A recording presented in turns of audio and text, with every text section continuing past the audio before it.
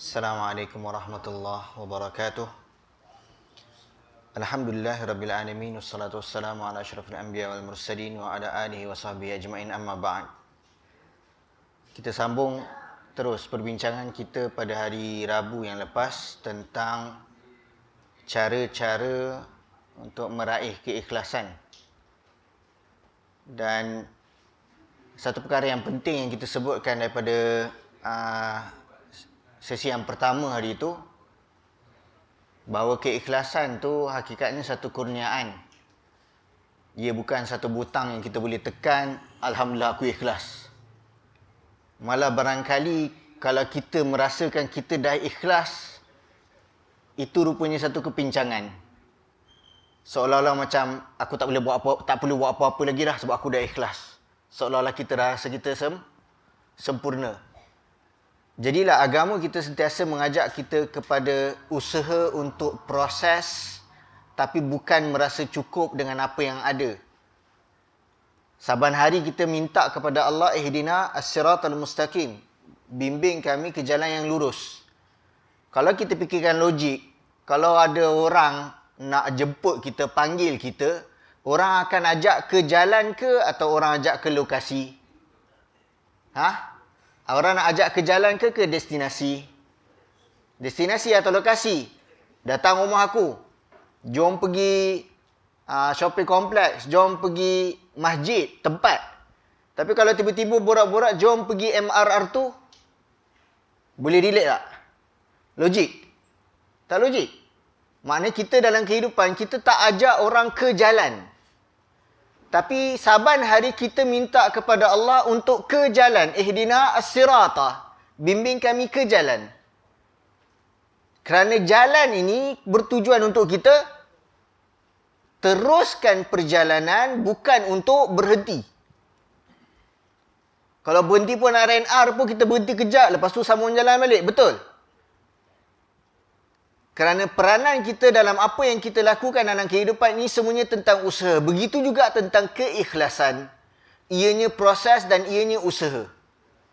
Ia bukan satu titik yang kita dah capai dan kita rasa cukup, tak perlu buat apa-apa lagi dah lepas tu. Sebab aku dah ikhlas.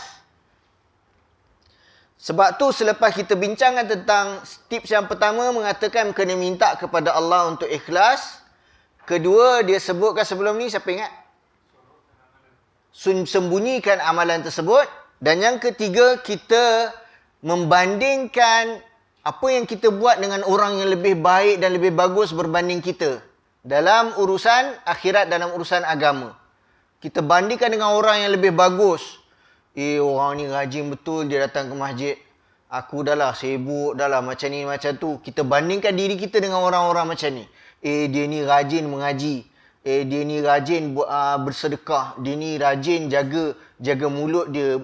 Kata-kata dia baik. Kata-kata dia tak ada kotor-kotor. Jadi kita bandingkan diri kita dengan orang yang lebih baik. Supaya apa? Supaya kita tidak merasakan kita dah cukup baik. Dan kita akan sentiasa tambah baik.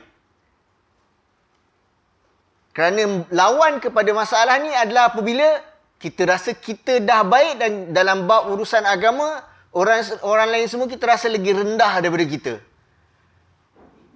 Kalau ada yang buat perbandingan dengan orang lebih rendah, dia akan buat perbandingan macam ni. At least aku solat lah juga daripada orang tu tak solat. Kurang-kurangnya aku puasa dah juga walaupun terlambat sikit ke ataupun ada masalah itu sini daripada orang tu tak puasa. Jadilah terbaliknya ke gaya-gaya fikiran kita kerana usaha kita membanding bukan dengan orang yang lebih bagus tapi dengan orang yang lebih bawah. Menyebabkan kita rasa macam takat mana aku dah buat ni, alhamdulillah okey dah tu. Tak payah nak baiki apa-apa, tak payah nak betulkan apa-apa, dan itu tak membawa kepada keikhlasan. Okay, kerana nilai keikhlasan datang daripada rendah diri. Bila kita rendah diri, kita akan lihat orang lain semua tinggi daripada kita dalam urusan akhirat, dalam urusan agama.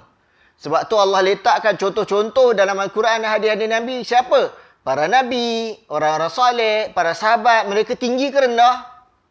Tinggi. Dan kita tak boleh nak gunakan alasan, diorang tak apalah Nabi. Diorang tak apalah orang-orang soleh. Kita tak boleh nak gunakan alasan macam tu. Sebab kalau dalam urusan dunia, biasanya, kalau dalam bab bisnes ke, dalam bab perniagaan, dalam bab apa lagi, dalam bab macam-macam urusan-urusan dunia yang lain, okay, biasanya kalau diorang nak bagi contoh, diorang akan bagi orang yang ada Mercedes dengan rumah banglo ke, ataupun diorang bagi contoh orang yang ada Proton Wira dengan rumah 2 tingkat teres kat mana-mana. Dia akan bagi contoh orang yang tinggi, yang pakai Mercedes, yang hebat. Maknanya apa? Supaya kita jadikan itu sebagai motivasi kita untuk galak nak tiru jadi macam dia. Nak usahakan bisnes kita macam dia. Nak jadikan kerja kita macam dia. Maknanya sampai level yang tinggi. Kalau dalam urusan dunia kita boleh buat perbandingan dengan orang yang lebih bagus, kenapa dalam bab akhirat tiba-tiba tak apalah dia Nabi? Malah itu bercanggah dengan konsep yang sepatutnya kita pakai dalam kehidupan. Nabi sebutkan dalam riwayat lain, malah lihatlah orang yang dalam urusan dunia, kita lihat orang yang lebih bawah supaya kita rasa cukup dan bersyukur dengan apa yang ada. Sebab tu Syekh sebutkan kat sini, yang ketiga, an-nadharu ila a'mali salihin mimman hum fawqaka. Memerhatikan, membandingkan amalan-amalan orang yang lebih baik berbanding kita, yang lebih bagus berbanding kita. Syekh sebut kat sini, fi a'malika salihati la tandur ila a'mali rijali zamanik mimman hum dunaka fil musabaqati ila al-khairat. Malah dalam usaha kita nak beramal, okay, jangan kita asyik bandingkan sesama kita. Kalau nak buat perbandingan, usahakan lihat bagaimana orang-orang terdahulu. Okay, yang telah dahulu berbanding kita di zaman-zaman yang lebih dahulu. Perhatikan, wa tatlu da'iman ila al-iktida'i bil anbiya was salihin. Okay, dan perhatikan bagaimana kita boleh meniru sikap, perangai, okay, gaya-gaya orang-orang para nabi, orang-orang soleh yang terdahulu, sampai Allah sebutkan ulaikal ladina ahadahumullah, ulaikal ladina hadallahu fabihudahum muqtadih. Orang-orang ni, nabi-nabi, orang-orang soleh, orang-orang yang bagus-bagus ni semua, mereka inilah orang-orang yang dah Allah bagi petunjuk. Buktinya apa? Allah puji mereka. Allah sebut nama Nabi Musa, Nabi Nuh, Nabi Muhammad, para sahabat. Allah sebutkan kelebihan-kelebihan. Makna Allah iktiraf mereka. Bila Allah dah iktiraf mereka, makna apa? Makna mereka terpuji. Jadi apa yang mereka buat adalah apa yang Allah redha. Siapa lagi yang kita nak cari sebagai contoh? Siapa lagi yang kita nak jadikan sebagai perbandingan? Kalau bukan Nabi-Nabi dan para sahabat. Waqra' siyar as-salihin minal ulama'i wal ubbadi wan nubala'i waz zuhad, dan cuba baca. Okay, dengarkan. Okay, sebagian asatizah, ustaz-ustaz, dia orang hafal kisah-kisah para salaf, ulama-ulama, mendengarkan kisah-kisah ahli ibadah, orang-orang soleh dahulu, orang-orang zuhud. Maka semua itu mendengarkan kisah-kisah tersebut, fahuwa arja li ziyadatil imani fil qalbi, itu menambahkan lagi kekuatan iman di dalam hati. Kerana kita lihat betapa hebatnya orang-orang terdahulu dalam usaha mereka mendekatkan diri kepada Allah, dan di manakah kita berbanding mereka. Dan ingat, ini bukan perbandingan yang bersifat kosong. Ianya sepatutnya menjadi motivasi untuk kita berusaha menjadi seperti mereka. Keempat. Tadi ketiga apa? Tengok orang atas. Okey, bolehlah pandang orang. Melihat orang yang lebih bagus dalam amalan soleh. Keempat, ihtiqarul amal. Pandang remeh amalan yang dah dibuat. Pandang remeh amalan yang dah dibuat. Supaya kita tak rasa, cukup dah tu, aku dah buat dah 8 malam ni, tak cukup, tak payahlah buat apa-apa lagi lepas ni. Boleh tidur, boleh tengok TV, boleh lepak-lepak, lapar tadi kan, makan sikit je roti john, habiskan terus 10 malam ni. Kok ya letih nak rehat, tak ada masalah lah, bangunlah tengah-tengah malam, solat lah lagi. Witir tak payahlah kan, sebab kita dah buat witir. Jangan, jadi itu ihtiqarul amal, maknanya kita rasa macam, boleh jadi Allah tak terima aku buat tadi. Boleh jadi tak ikhlas tadi tu. Sebab buat ramai-ramai, orang nampak sebelah kiri kanan, kawan-kawan ada. Saya sebutkan kata-kata pertama dia yang boleh membuatkan kita tersentak. Afatul abdi ridahu an nafsihi. Titik kepincangan seseorang hamba tu bila dia rasa redha dengan diri dia. Rasa cukup dah. Wa man nadhara ila nafsihi bi'ainir ridha faqad ahlakaha. Siapa yang melihat dirinya dengan kepuasan, kecukupan, dia dah celakakan diri dia sendiri. Wa man nadhara ila amalihi bi'ainil ujubi qalla ma'ahu al-ikhlas. Bila siapa yang tengok amalan dia dengan rasa takjub, bagus aku dapat solat malam ni, alhamdulillah cukup. Biasa orang awal ni masih on off lagi, maintain 8 rakaat habis. Dia rasa takjub dengan kebaikan yang dia dah lakukan. Qalla ma'ahul ikhlas. Ikhlas dia makin berkurang. Au naza'a minhu, malah boleh jadi tercabut keikhlasan daripadanya. Au habital amalu salih ba'dal amal. Atau hancur ganjaran amalan tersebut lepas ia dah dilakukan. Yaqul Sa'id bin Jubair menyebutkan dakhala rajulun al-jannata bi ma'siyatin wa dakhala rajulun an-nara bi hasanah. Berlaku kes, saya berjumpa ceritakan gambaran, contoh keadaan. Ada orang yang masuk syurga kerana maksiat dan ada orang yang masuk neraka kerana kebaikan. Ada orang yang masuk neraka kerana kebaikan. Pelik. Yalah, patut buat baik dapat masuk syurga. Buat jahat masuk neraka. Ini buat baik dia masuk neraka, buat jahat dia masuk syurga. Jadi orang tanya fakir, kaifa dzalika? Macam mana boleh jadi macam tu? Qala, dia pun explain, amila rajulun ma'siyatan fama zala khaifan min iqabillahi min tilkal khati'ah.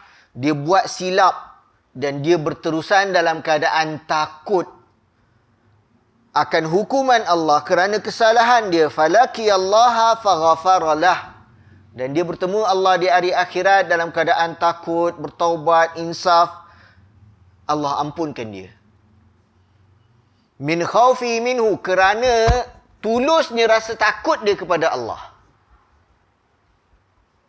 Dan satu riwayat lain menceritakan ada seorang ni daripada zaman Bani Israel lagi.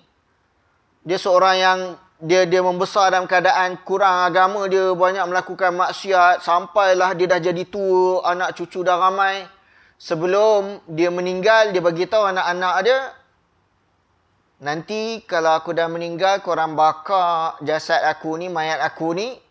Okay, sebahagian debunya korang lemparkan ke laut, sebahagian lagi korang tanam, sebahagian lagi korang terbangkan di udara.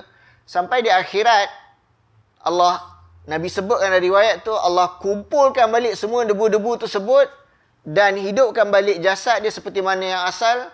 Dan dia terkejut. Dan Allah tanya soalan yang paling mudah, kenapa kau buat semua ni? Apa jawapan dia? Aku takutkan kau, ya Allah. Dan Allah pilih ketulusan rasa takut dia itu sebagai sebab untuk dia diampuni. Kita tak boleh guna formula itu sekarang. Syariat kita tak pakai. Tiba-tiba nak nanti bagi tahu anak suruh bakar pula apa, kok jadi benda yang sama boleh tiru, tak boleh. Point dia, rasa takut dia tu benar-benar tulus dan Allah terima. Sebab tu kes seorang lagi, wa amila rajulun hasanatan famazala mu'jiban biha. Orang ni buat baik tapi dia rasa takjub dengan kebaikan yang dia buat. Dia cerita-cerita kat orang. Alhamdulillah, dia cerita pun sebut Alhamdulillah. Dia takjub tapi sebut Alhamdulillah. Alhamdulillah malam tadi kita ramai-ramai solat sama-sama. Dia tak perasan cara dia cakap tu menunjukkan dia rasa bangga dengan apa yang dia dah buat. Sedangkan boleh jadi sebenarnya apa yang kita buat tu, walaupun kita rasa dah buat tapi ia tak diterima langsung. Walaki Allah biha. Dan kemudian dia bertemu dengan Allah di akhirat nanti dengan amalan dalam keadaan takjub tadi tu, fadkhalahun nara, dan dia masuk ke dalam neraka. Wal'iyadzubillah. Wal'iyadzubillah. Jadi tak semudah itu. Kerana kita tak ada pilihan. Bukan pilihan. Kalau macam tu aku tak payah buat apa-apa lah. Kalau tak ikhlas masuk neraka buat apa? Itu pun bukan pilihan kita juga. Dan bukan pilihan kita pula untuk melakukan kebaikan tanpa keikhlasan. Yang tinggal hanyalah buat baik dan usaha untuk ikhlas. Kononlah bayangkan naik MRT, naik LRT, terfikir nak buka Quran nak baca. Lepas tu baca terlintas, orang tengok aku ni. Nanti takjub pula, rasa riak pula. Kita ada pilihan. Nak berhenti ke nak terus? Dan kita juga boleh tanya balik, macam mana aku nak tahu betul ke apa yang aku rasa ni? Dan cara yang paling selamat untuk membaiki nilai keikhlasan dengan teruskan beramal. Kerana dengan berhenti, kawan seorang lagi akan happy. Teruskan. Sampailah kita perasan tak ada orang tengok pun. Orang masuk keluar, orang tak peduli apa kita buat. Teruskan. Lakukan kebaikan dengan tujuan hanya kerana Allah. Kita tahu bahawa kita lakukan sesuatu itu bukan kerana Allah, kerana apa yang orang buat kat kita memberi kesan kepada amalan kita. Bila kita berhenti, itu tanda kita riak. Mana apa? Sebab kita berhenti sebabkan ada kesan daripada apa yang orang tengok pada kita. Nak hilangkan rasa riak ujub, minta perlindungan daripada Allah. Ya Allah, hilangkan rasa riak, rasa ujub daripada dalam hatiku. Bukan berhenti melakukan kebaikan. Dan kita ambil satu lagi boleh? 6, 7, 8. Cukup dah tu. Dah 15 minit. Dah so lagi 3 nanti. 3 tips lagi yang berbaki. Maknanya kita akan sampaikan pada berapa bulan? 8